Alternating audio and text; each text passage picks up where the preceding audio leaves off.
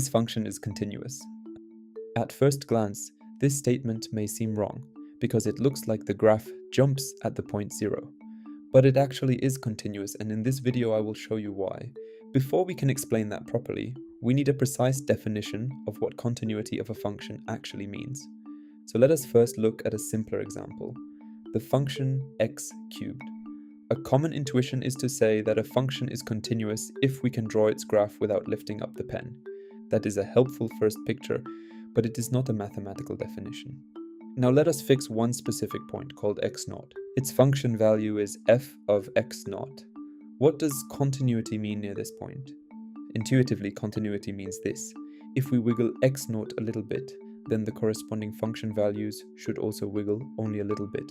So small changes in the input should produce only small changes in the output. That is the basic idea. Now let us make that precise. Suppose someone gives us a positive number epsilon. You can think of epsilon as specifying how much vertical wiggle we allow around f of x0. So this creates an epsilon band around the function value f of x0. The question is now, can we respond by finding a positive number delta, so a small horizontal band around x0, such that every point inside that delta band gets mapped by the function into the epsilon band? That is exactly what this picture shows. If x stays within delta of x0, then f of x stays within epsilon of f of x0. Every point inside the delta region has to land inside the epsilon region. Now let us make the challenge harder. Suppose our epsilon band becomes smaller, so now we demand that the function values stay even closer to f of x0. Can we still find a delta band that works? Yes. We choose a smaller delta, and again every point in that delta region is mapped inside the new, smaller epsilon region. And this is the key idea. No matter how small epsilon is, if we can always find some delta that works, then the function is continuous at x0. This is the formal definition. A function f is continuous at x0 if, for every epsilon greater than 0, there exists a delta greater than 0, such that whenever the distance between x and x0 is smaller than delta, the distance between f of x and f of x0 is smaller than epsilon. So continuity at a point means every allowed vertical error epsilon can be matched by some horizontal tolerance delta. And now we can go one step further. A function is continuous on its domain if this condition holds not just at one point, but at every point in the domain.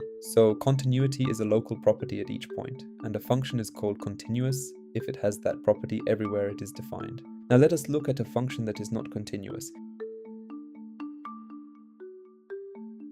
Here we choose the point x0 equals 0, which is in the domain. Its function value is f of 0 equals 1. Now suppose our opponent gives us this epsilon band around the value 1. If this function were continuous at 0, we would have to answer with a delta band around 0 such that every point inside that delta band gets mapped into the epsilon band. But this does not work. Points just to the right of 0 are mapped to values near 2, and those values lie outside the epsilon band. So this delta fails. But maybe we just chose delta badly. What if we make delta much smaller? That still does not help. Even points extremely close to 0 on the right side are still mapped near 2, not near 1. And that is exactly the problem. The function jumps at 0. So no matter how small we choose delta, points arbitrarily close to 0 can still get mapped outside the epsilon band. That means we cannot find a delta that works for this epsilon. So the function is not continuous at 0. But now you might say, wait, at the beginning you told me that this function is continuous. What is going on? The answer is that we are now looking at a slightly different function. In this example, 0 is part of the domain because the function is actually defined there. But in the original example from the beginning, 0 was not in the domain at all. And that changes everything. For continuity, we only need to check points where the function is defined. So if 0 is not in the domain, then we do not have to prove continuity at 0. We only have to prove continuity at all the other points in the domain. And that is exactly what happens here. Take a point very close to 0, for example this one on the left branch. If we choose an epsilon band around its function value, then we really can find a delta band around that point, such that every point in that delta region gets mapped inside the epsilon region. Why? Because near that point on its own branch, the function does not jump. If we choose delta small enough, we stay on the same branch and the outputs remain close. So this point is continuous. And the same is true for every other point in the domain. That is why the original function is continuous, even though at first glance it may look as if it is not. And this is exactly why precise definitions matter in mathematics. Our first intuition can be misleading. The graph may look as if continuity fails because of what happens at 0, but continuity is not about what happens at points outside the domain. It is about whether the epsilon-delta condition holds at every point where the function is actually defined.